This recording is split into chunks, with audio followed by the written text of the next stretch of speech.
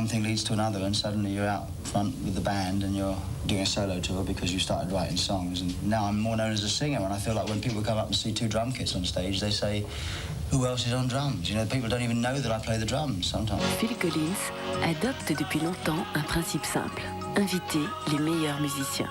Les trompettistes et trombonistes, par exemple, sont empruntés au groupe Earth, Wind & Fire. Une exigence de qualité qui se répercute dans les critiques et les journaux comme le Record Mirror, qui jugent les albums de Phil Collins dignes d'être joués jusqu'à usure complète de la platine. I'm a very demanding player. I'm glad you asked me that. No, I'm a bit of a stickler, really. I've got better, though. My albums and my music is very personal to me, and the way it turns out on the record is really how I want it to sound.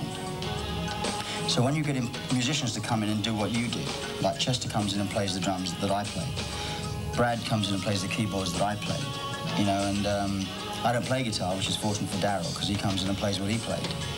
But in the early days of my tours, like I say, the first two tours, I would go out there, and after the show, I'd come back to my room and I would listen to the tape, make notes, and sometimes that night knock on people's doors and say, listen, this wasn't right, don't play this, play this. You know, or can you not stretch it so far? Can you just play what I played, you know? And of course, you've got fantastically talented musicians and you're only half using them.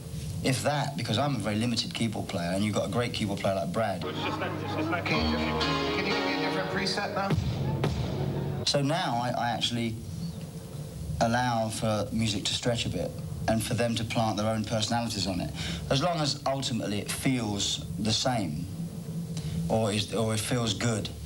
You know, songs have to develop a bit. As soon as you've got 12 people playing something that one person or two people have done, it's obviously going to change.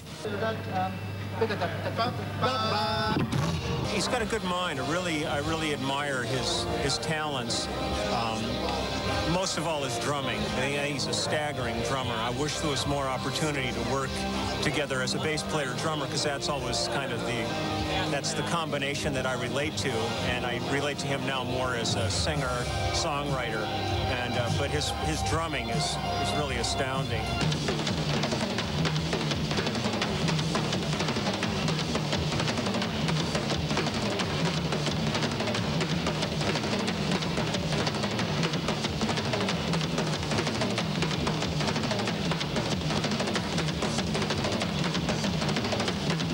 He's a very intense worker. Very seldom do you get a break in between. When you go to eat, they put up another tape already, and you go eat, you come back, and you work. But I have nothing against that kind of working.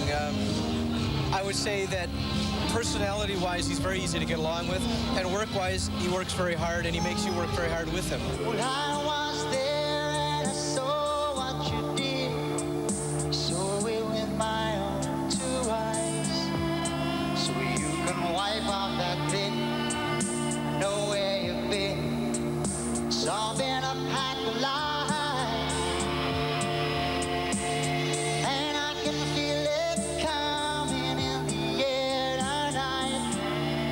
I've, first of all, seen him change as a writer. I didn't even realize he was a writer when I joined Genesis in '78, but when he played the demo for In the Air Tonight, I was amazed at what a great song this was immediately.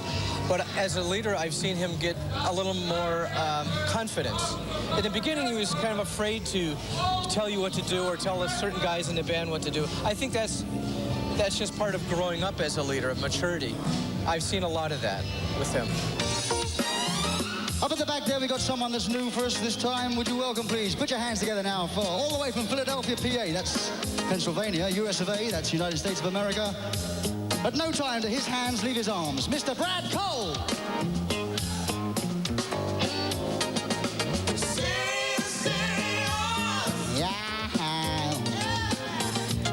No, he's a complete gentleman and a workaholic.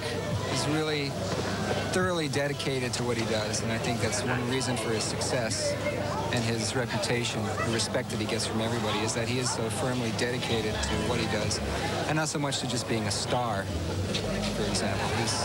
He's a musician first and foremost, and I really respect him for that.